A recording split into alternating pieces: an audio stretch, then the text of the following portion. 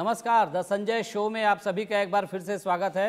मैं हूं संजय शर्मा और आज हम मुलाकात करने वाले हैं एक बहुत ही ख़ास हस्ती से। विश्व गुरु ओशो के छोटे भाई शैलेंद्र सरस्वती जी इस समय हमारे साथ मौजूद हैं। छत्तीसगढ़ शासन ने राज्य अतिथि का दर्जा देकर इन्हें सम्मानित किया है और शैलेंद्र जी यहाँ पर छत्तीसगढ़ के अंदर ध्यान शिविर का संचालन करने के लिए आए हैं। ये एक ऐतिहासिक मौका है छत्तीसगढ़ के लोगों के लिए। तो आचार्य शैलेंद्र सरस्वती जी, आपका बहुत स्वागत है IBC 24 न्यूज़ चैनल पर। आपका नमस्कार और सभी दर्शकों श्रोताओं का भी स्वागत है।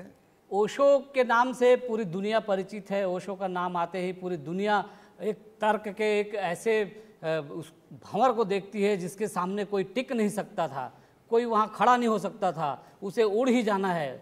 वो एक तर्क महाशक्ति ओशो की आज भी लोग महसूस करते हैं, जानते हैं। और आज ओशो पूरी दुनिया में इस कदर छाए हुए हैं, कोई भी देश नहीं बचा ओशो की सुनामी से। ऐसे में भारत और भारत के अंदर फिर छत्तीसगढ़ भला कैसे बच सकता है। स्वामी जी छत्तीसगढ़ में आए हैं, ओशो के प्रेमी बहुत खुश हैं यहाँ पर उनको देखकर।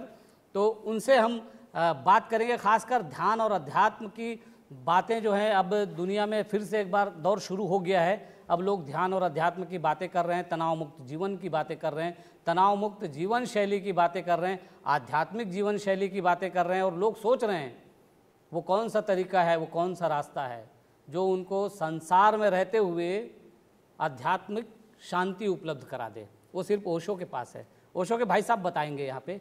स्वामी जी, आपका स्वागत है एक बार फिर से। और नमस्कार। जो लोग हैं आज, जो जिस तरह की संसार में परिस्थितियां बन गई हैं, तो लोग अब तनाव में भी हैं, उनको धन भी कमाना है, उनको पैसा भी कमाना है, समय उनके पास नहीं है। इसके बावजूद वो शांति भी चाहते हैं।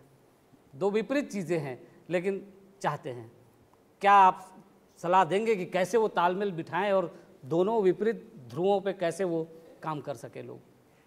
सच पूछो तो दोनों विपरीत बातें नहीं हैं, लेकिन दोनों का डायमेंशन, उनका आयाम भिन्न भिन्न है। धन हमें कमाना है, मकान बनाना है, कि शिक्षा प्राप्त करनी है, कि कोई सर्विस करनी है, कि व्यापार करना, निश्चित रूप से वह बाहर की दुनिया में होगा। शांति जो है वह बाहर कहीं नहीं मिलेगी, न मंदिर में, न मस्जिद में, न चर्च में, न गुरुद्वारे में, न किसी अन्य तीर्थ स्थान में। जब हम शांति को बाहर खोजने लगते हैं वहाँ पर भूल हो जाती है। बाहर समृद्धि मिल सकती है, बाहर शिक्षा मिल सकती है, बाहर हमें बाहर जगत का ज्ञान मिल सकता है। अंतर ज्ञान जो है, आत्मज्ञान, ब्रह्म ज्ञान, जिससे आनंद और शांति का एहसास होता है, वह अपने भीतर है। तो दोनों के डायमेंशन बिल्कुल अलग हैं, इनमें आपस में कोई कंट्राडिक्शन नहीं है। एक आदमी बाहर खूब अच्छे से व्यापार करे, कि अपनी नौकरी करे, काम धाम करे, परिवार की देखभाल करे, सामाजिक उत्तरदायित्व निभाए और 24 घंटे में से 1 घंटा निकाल ले अपने भीतर ध्यान में डूबने के लिए, तब वह पाएगा शांति का खजाना उसके भीतर है। और तब बाहर की कोई भी घटनाएं उसके भीतर अशांति नहीं पैदा कर सकेंगी। अब भूल कहाँ हो रही है समझिएगा।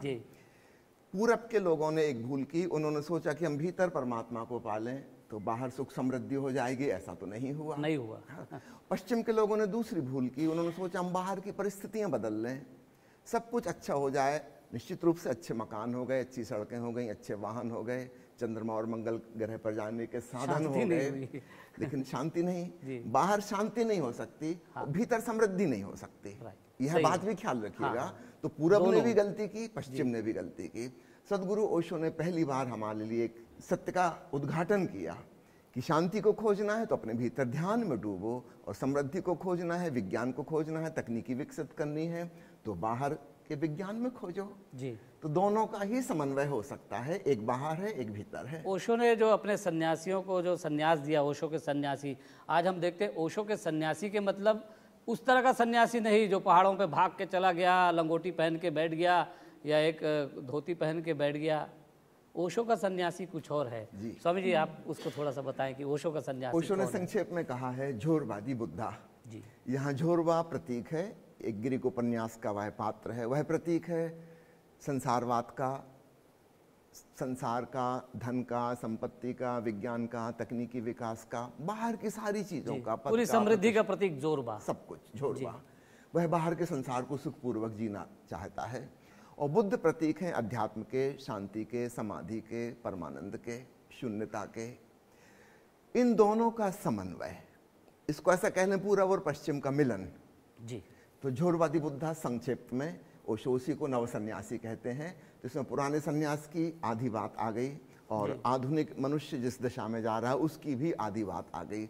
दूसरे शब्दों में हम कह सकते हैं ध्यान और विज्ञान का समन्वय। जी, संसार और आध्यात्मिकता का भी समन्वय ओशो का सन्यासी। जी, देखिए, ओशो का सन्यासी जब संसार में रहते हुए गृहस्थी करता है, रोजी रोटी कमाता है, दुकान में जाता है, नौकरी करता है, सब कुछ करता है और उसके साथ ध्यान में डूबता है। स्वामी जी, ध्यान को लेके बहुत सारे लोग जानना चाहेंगे कि ध्यान में डूबता है का क्या मतलब निकाला जाए। आपने जैसा भी कहा कि 1 घंटा ध्यान में बैठो, तो लोग जानना चाहेंगे कि 1 घंटा ध्यान में बैठो मतलब क्या। ठीक, बहुत महत्वपूर्ण सवाल है और सभी लोगों को गौर से समझना चाहिए। ध्यान से अक्सर हमारे मन में भ्रांति उत्पन्न होती है, वह है एकाग्रता की, कंसंट्रेशन की। किसी एक चीज पर हमको फोकस करना है, जबकि वास्तव में आध्यात्मिक ध्यान जो है वह फोकस नहीं, वह अनफोकस्ड अवेयरनेस, एक फैली हुई समग्र जागरूकता। न केवल हम बाहर के जगत के प्रति सजग हैं, बल्कि अपने मन में चल रहे विचारों के प्रति भी सजग हैं, हृदय में गुजर रही भावनाओं के प्रति भी होश है, अपने होने का होश है।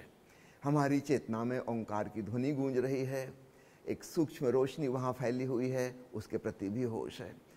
तो बाहर का भी होश और स्वयं का भी होश, इसको टेक्निकल शब्दावली में हम कहें डबल एरोड कॉन्शियसनेस, चेतना का ऐसा तीर जिसके दोनों तरफ फलक हैं। तो कुछ छूटा नहीं है, इसको हम कह सकते हैं टोटल अवेयरनेस, समग्र जागरूकता। इसका नाम है ध्यान। तो इसमें कहीं फोकस नहीं हुआ, कहीं एकाग्रता नहीं हुई और इसलिए यह किसी चीज से बाधित नहीं होगा। जो लोग किसी प्रकार का एकाग्रता वाला ध्यान कर रहे हैं, समझो कोई किसी मूर्ति को देख रहा है या मन ही मन कोई कल्पना में उसने इष्ट देव की आराधना कर रहा है या कोई मंत्र जाप कर रहा है, इसमें बाहर की हर चीज बाधा जैसी लगेगी।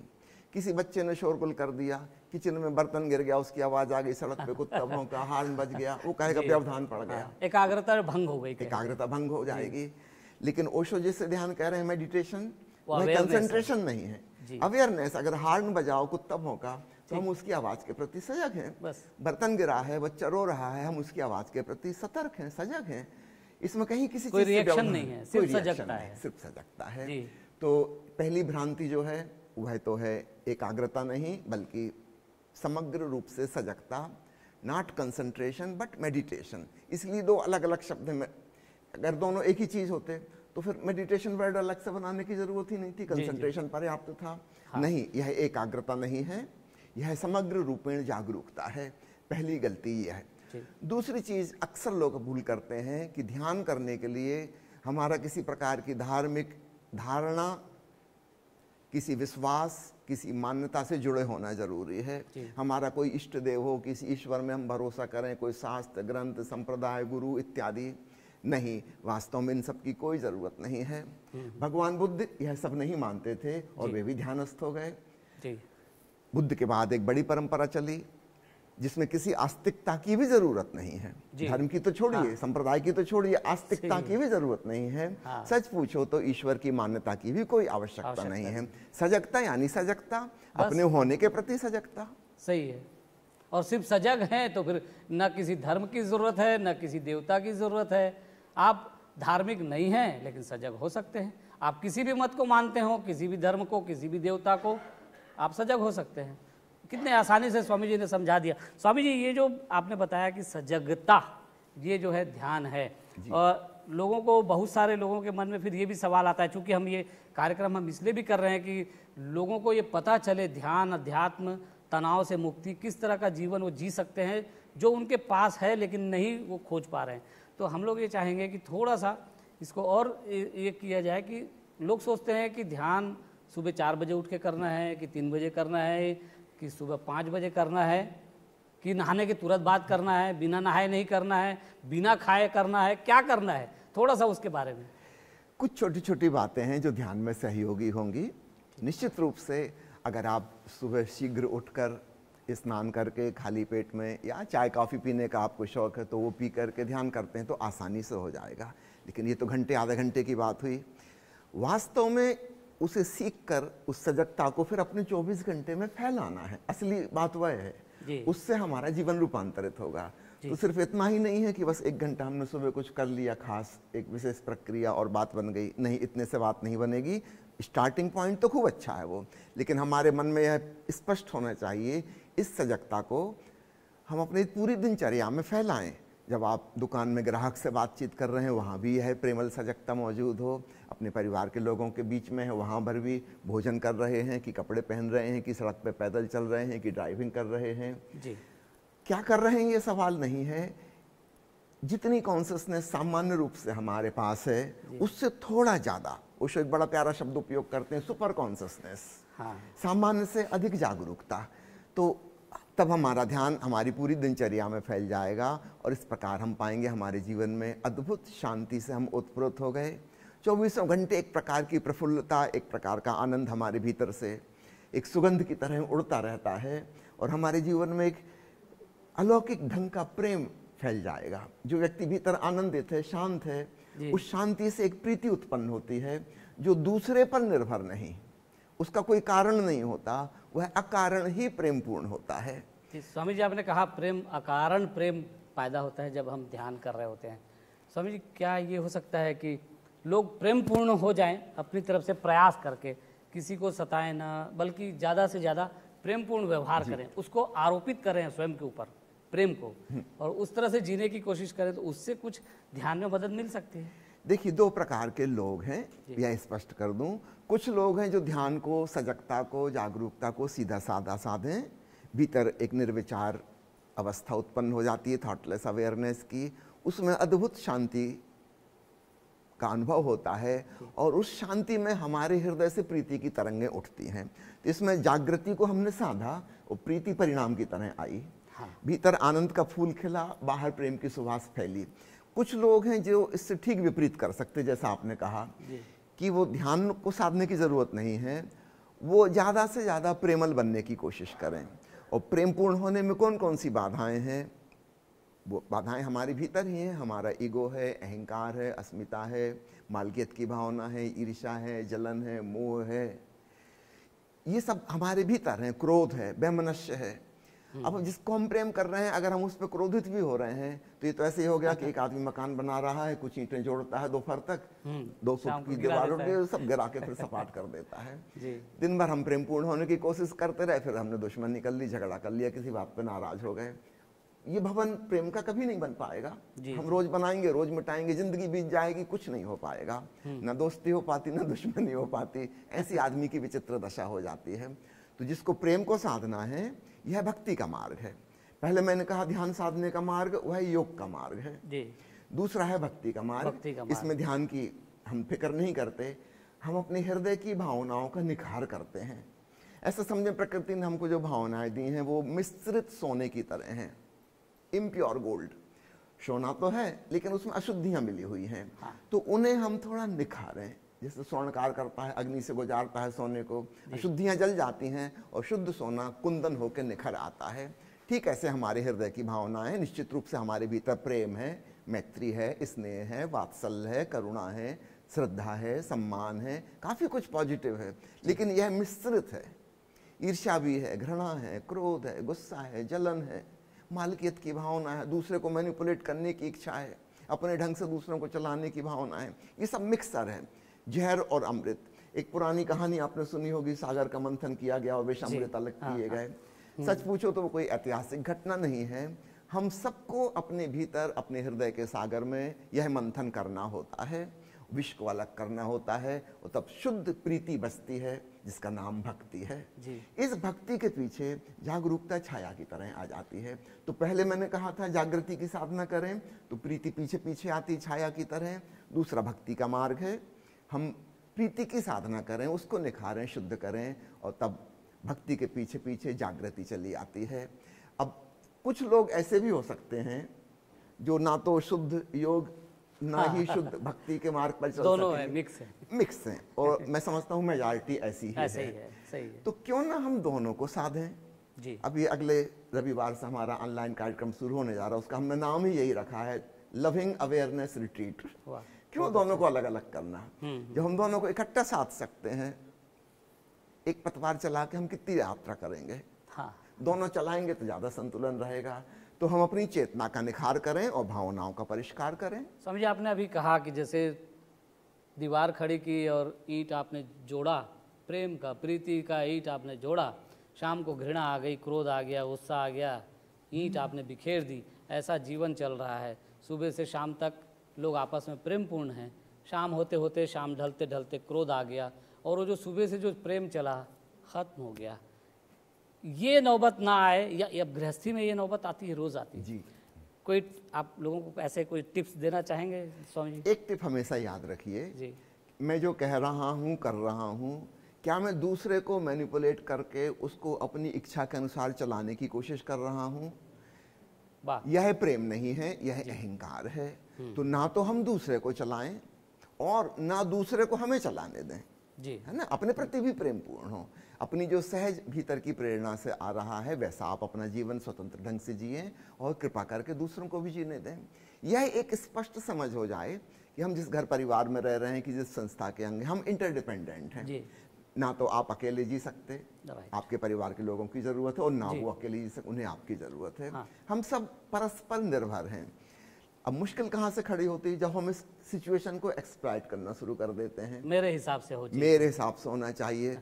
10 लोगों का परिवार है, एक आदमी तानाशाही करेगा, 9 आदमी आंसू बहाएंगे, और सब मन ही मन कुढ़ रहे हैं, नाराज हो रहे हैं, चिढ़ रहे हैं, और समय आने पर उसका बदला लेंगे। बदला लेते हैं, सही बात है। तो हमको इस बात के प्रति सजग होना है। अक्सर हम जिसे प्रेम कह रहे हैं, वह प्रेम नहीं बल्कि मालकियत है, पजेसिवनेस है। हाँ। दूसरे को मैनिपुलेट करने की कोशिश है। जी, तो जैसे ही यह स्पष्ट समझ होती है, हम सचेत हो जाते हैं और हम वो काम फिर नहीं करते जो नहीं करना चाहिए। ध्यान से शायद ये घटता है सजगता। आप जैसे स्वामी जी बता रहे हैं, सजग होना है, और जब आप सजग होने की कोशिश करते हैं, धीरे धीरे ध्यान करते करते सजगता घटती है, तब आप पाते हैं कि आप कहाँ पे मालकियत कर रहे हैं और कहाँ पे आप ज़बरदस्ती थोपने की कोशिश कर रहे हैं, कहाँ पे आप अपने को छोड़ रहे हैं और सामने वाले को सम्मान दे रहे हैं। तो ये जो स्थिति बनती है, इन्होंने बहुत अच्छा आपको एक टिप दे दिया है। और सबसे अच्छा ये है कि आप ध्यान करें। स्वामी जी, एक अभी अब आपका छत्तीसगढ़ में प्रोग्राम है, थोड़ा सा उसके बारे में भी जानना चाहेंगे कि किस तरह का प्रोग्राम होगा। आपने शिव शक्ति साधना, ये आपने कहा, शिव सूत्र और विज्ञान भैरव तंत्र, ओशो ने बहुत अच्छे से इसके बारे में बातें की है, शिव सूत्र और विज्ञान भैरव तंत्र के प्रयोगों के बारे में। तो आप उसमें से क्या ऐसा क्रीम एसेंस आप निकाल के लेके आए हैं छत्तीसगढ़ के लोगों के लिए? शायद बहुत लोगों ने नाम भी नहीं सुना होगा इस शास्त्र का, विज्ञान भैरव तंत्र।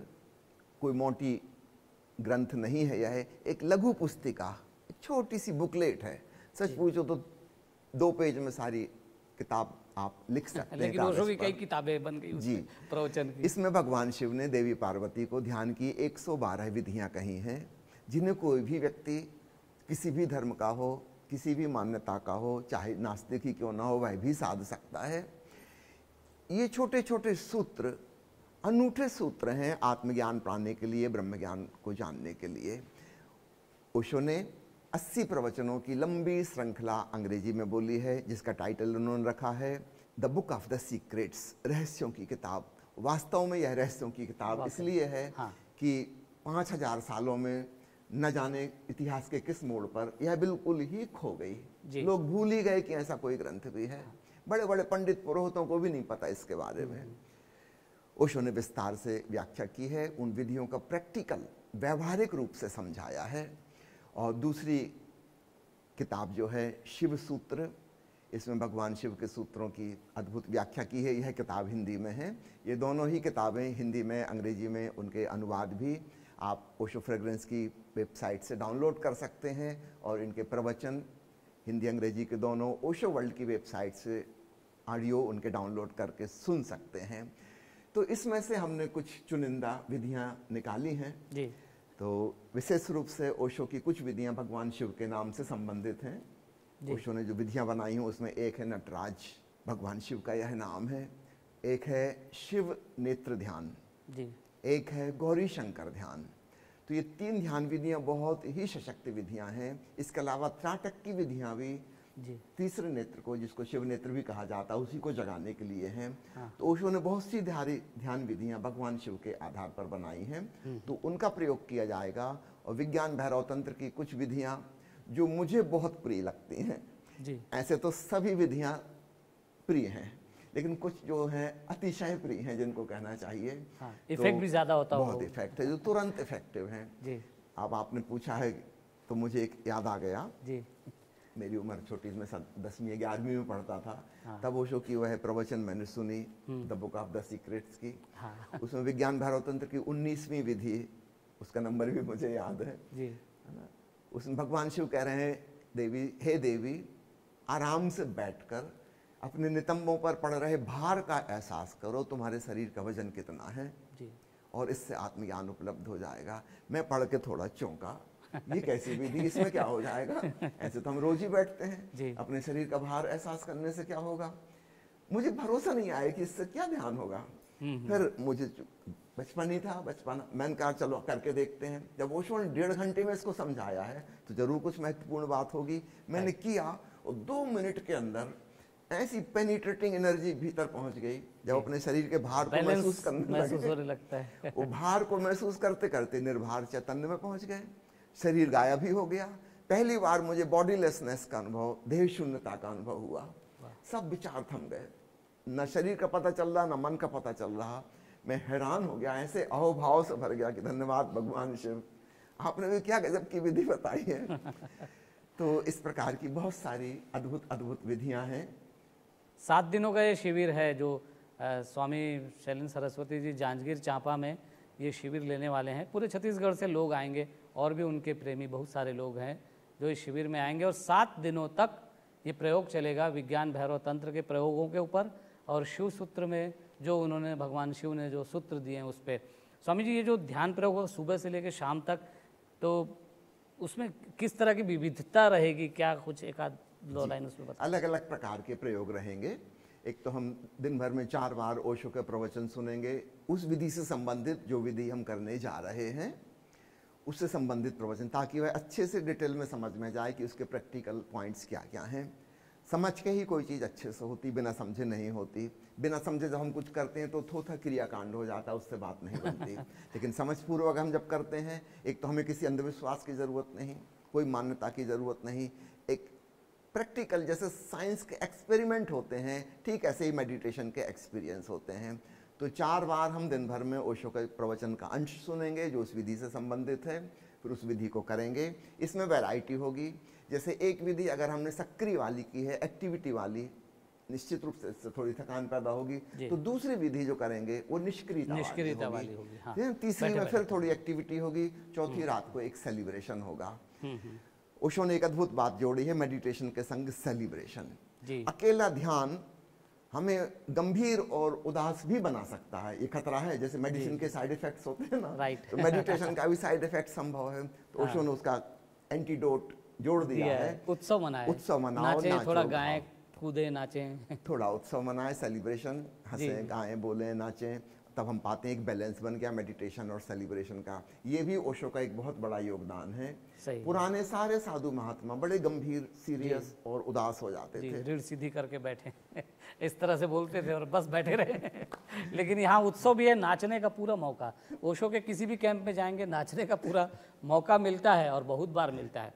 गंभीरता से ध्यान और उसके बाद गंभीरता से नाच। जो ओशो को पढ़ते सुनते हैं बहुत सारे लोग हैं, लाखों लोग हैं, सिर्फ ओशो को पढ़ते हैं, ध्यान नहीं करते, पढ़ते हैं। उनके लिए आप कोई संदेश देना चाहेंगे? उनके लिए मैं ये कहना चाहूँगा, उस व्यक्ति को आप क्या कहेंगे? समझो एक महिला है, होम साइंस कॉलेज में उसने पोस्ट ग्रेजुएशन कर लिया, फिर होम साइंस में PhD कर ली, उसको पूरे दुनिया भर के व्यंजन कैसे बनाए जाते हैं उसका पूरा थ्योरेटिकल ज्ञान है। कुछ भी पूछ लो, गूगल ज्ञानी हो गई वो हर चीज की रेसिपी बता सकती है। हाँ। मगर आज तक वो किचन में नहीं गई और उसने खाना नहीं पकाया। इस पे आप भरोसे मत करना। इसकी पढ़ाई लिखाई बस शाब्दिक है, वैचारिक है, स्मृति में है। हो सकता है प्रैक्टिकली उसको पापड़ भी ना सेंक पाए, वो भी जल जाए। हो सकता है रोटी गोल भी उससे ना बने, कभी बनाई ही नहीं, आज तक नहीं बनाई। थ्योरी पूरी पता है कैसे बनती है। इसी प्रकार का हास्यास्पद एक सीन बनता है उन लोगों को देखकर जो ध्यान के बारे में ओशो के प्रवचन पढ़ रहे हैं। हर प्रवचन में ओशो यही कह रहे हैं, ध्यान करो। हाँ। वो इसी बात को पढ़ रहे हैं और ध्यान कर ही नहीं रहे, और ध्यान नहीं तो कर उन्होंने क्या पढ़ा? जी, पढ़ा क्या? फिर सार तत्व ही नहीं पकड़ पाए। हाँ। तो उनकी पढ़ाई तो व्यर्थ चली गई। तो उनको मैं चेताना चाहूँगा, जगाना चाहूँगा कि आपको थियोरेटिकल नॉलेज हो गया, आओ अब प्रैक्टिकल सीखो। खाना पकाने की कला आपने पढ़ ली, अब थोड़ा किचन में आके खाना पकाओ और अपने आप को पोषण दो। ध्यान हमारी आत्मा का पोषण है, it is nutrition for our soul.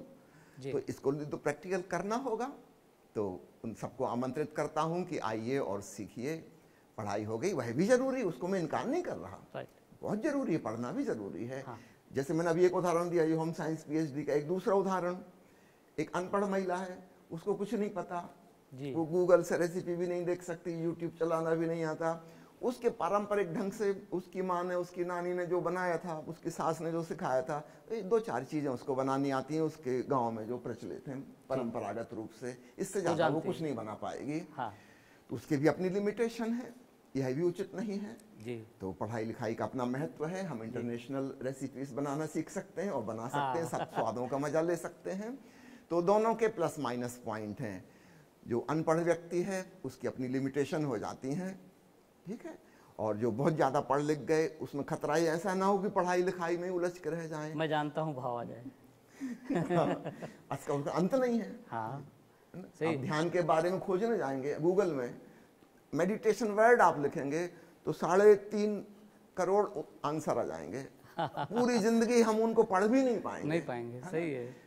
तो अभी जैसा कि स्वामी जी ने बताया कि रेसिपी का ज्ञान आपको है और आपने किचन में कदम नहीं रखा, तो ऑनलाइन फैसिलिटीज़ वो दे रहे हैं। स्वामी जी के पास ऑनलाइन फैसिलिटीज़ है, ऑनलाइन वो आते हैं, लोगों को काफ़ी जागरूक भी करते हैं, सिखाते हैं, बताते हैं।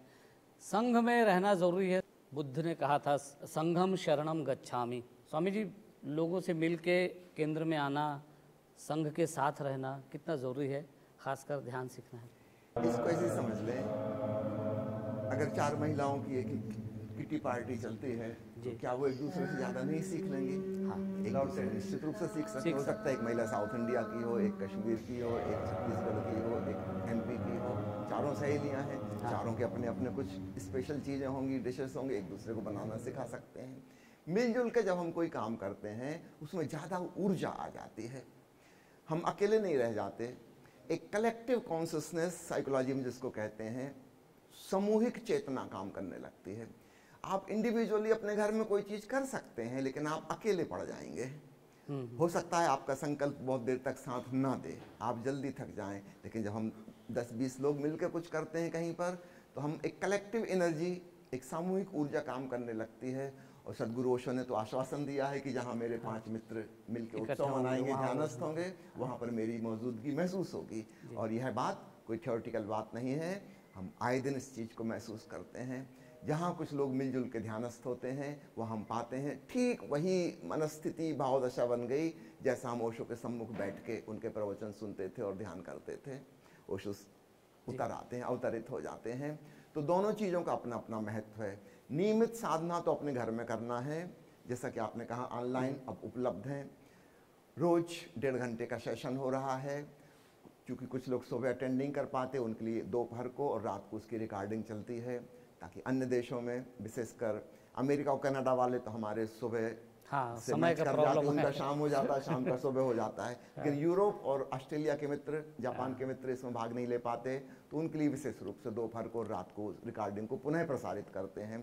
तो घर बैठे आप ओशो के प्रवचन सुनिए, ध्यान विधि कीजिए, डूबिए। ये हो गई नियमित साधना। लेकिन वंस इन ए व्हाइल मिलजुल कर ध्यान केंद्र में इकट्ठे होकर इकट्ठे ध्यान में डूबिए। ओशो ने एक नई चीज यह भी दी, जैसे मैंने थोड़ी देर पहले कहा ना, सेलिब्रेशन ओशो का एक नया योगदान है। ठीक इसी प्रकार कलेक्टिव मेडिटेशन, ओशो ने पहली बार ध्यान शिविर की सामूहिक ध्यान करें, सामूहिक ध्यान।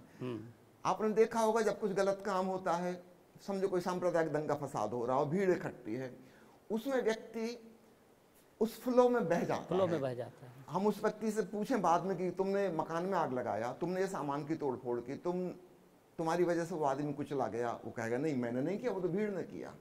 उसको अपनी इंडिविजुअल रिस्पॉन्सिबिलिटी का एहसास नहीं होता। तो जहां कहीं कुछ उल्टा सीधा गलत काम होता है, वहां तो एक भीड़, एक मॉब साइकोलॉजी काम करती है। क्या हम इसी चीज को शुभ कार्य के लिए सत्यम शिवम सुंदरम की सेवा में नहीं लगा सकते? तो ओशो ने पहली बार मेडिटेशन कैंप्स का आयोजन करना शुरू किया और इसके इतने सुंदर परिणाम आए जिसका कोई हिसाब नहीं। वरना हमेशा यही सोचा जाता था कि जंगल में गुफा में बैठ कर अपने एकांत में साधना करनी है। सबके बीच साधना कैसे घर के होगा? बीच भी हो सकती है, घर में हो सकती है। स्वामी जी एक अंतिम सवाल लेते हैं क्योंकि अब समय हो गया है। आखिरी सवाल सिर्फ उन लोगों के लिए जो इस संसार में हैं, जिन्हें हम संसारी कहते हैं, हमारी तरह सामान्य लोग, न हिमालय में है, न गुफाओं में है, कहीं नहीं है, जंगल में भी नहीं है, पूरी तरह घर में, संसार में, पूरी इस भाग दौड़ में मौजूद हैं, भौतिक जीवन में मौजूद हैं, उनके लिए एक आध कोई आखिरी आप कुछ संदेश देना चाहें जो उनके जीवन को बदल दे, जीवन में बदलाव ला दे, ऐसा कोई? बस एक छोटी सी बात पकड़ लीजिए। अभी हम विज्ञान धर्मतंत्र में भगवान शिव की विधियों की चर्चा कर रहे थे। बिल्कुल पहली ही विधि पकड़ लीजिए, भूल जाइए बाकी 111 को। आती जाती श्वास के प्रति होश, और विशेषकर वो जो ज्वाइंट है, टर्निंग पॉइंट है, जहाँ से सांस बाहर गई और अभी भीतर लौटना शुरू हुई, तो उस लौटने में, टर्निंग पॉइंट में, for a fraction of second, 1 second के भी छोटे अंश के लिए सांस ठहरी थी। फिर ऐसी घटना एक बार भीतर घटती है, जब सांस भीतर गई अब बाहर मुड़ना शुरू हुई, एक छोटा सा क्षणांश के लिए सांस रुक गई। उस क्षणांश के प्रति जागरूक हो। आप चाहो तो स्टार्टिंग में थोड़ी देर अपनी तरफ से उस गैप को कर लो, 1 सेकंड या 2 सेकंड का, धीरे धीरे अपनी तरफ से करना छोड़ दो। प्राकृतिक सहज सांस में जो आ रहा था उसके प्रति आप सजग होना शुरू हो जाओ, और आप पाओगे जैसे जैसे सजगता बढ़ने लगी आती जाती सांस के प्रति, और विशेषकर उस गैप के प्रति, उस गैप में भीतर निर्विचार मन हो जाता है, थॉटलेस माइंड, कोई विचार नहीं बचा, अद्भुत शांति का साम्राज्य। और हम हैरान होते हैं कि यह खजाना हमारे ही भीतर छुपा था और हमें पता नहीं था। और सांसों के इस देखने में उसका पता चल गया। कुछ खास हमने किया नहीं, हम अपने संसार के क्रियाकलापों में व्यस्त हैं, ड्राइविंग कर रहे हैं, ऑफिस जा रहे हैं, काम धाम कर रहे हैं, कंप्यूटर चला रहे हैं, मोबाइल देख रहे हैं, बातचीत कर रहे हैं, जो कुछ भी करने योग्य हम कर रहे हैं। एक नई चीज़ उसमें जोड़ दी कि जरा सांसों का ख्याल रखेंगे। तो ना तो हम आपसे कह रहे हैं कि अलग से 1 घंटा का समय दो, नहीं 1 मिनट का भी नहीं मांग रहे, ना हम कह रहे हैं कि विशेष आसन में बैठो, कि विशेष प्राणायाम करो, नहीं, कुछ भी विशेष नहीं जी। तो यानी जो कर रहे हैं वैसा जो कर रहे हैं वो करते हुए आप सांस पे ध्यान दीजिए, और आप पाएंगे कि आपका जीवन बदल गया, आपका मन बदल गया, और मन बदलेगा तो आपका भाव, आपके भाव में बदलाव, और आपके भाव में बदलाव तो आपके जीवन में बदलाव। स्वामी जी ने बहुत अच्छा और बहुत ही सुंदर एक छोटा सा आपको दे दिया है नुस्खा, अमल कीजिए तो शायद जीवन में तनाव खत्म हो जाएगा। तो आज इस खास मुलाकात में इतना ही। आपका बहुत बहुत धन्यवाद स्वामी जी। धन्यवाद आपका। बहुत महत्वपूर्ण सवाल आपने पूछे, मुझे उम्मीद है सभी श्रोताओं के काम आएंगे। धन्यवाद।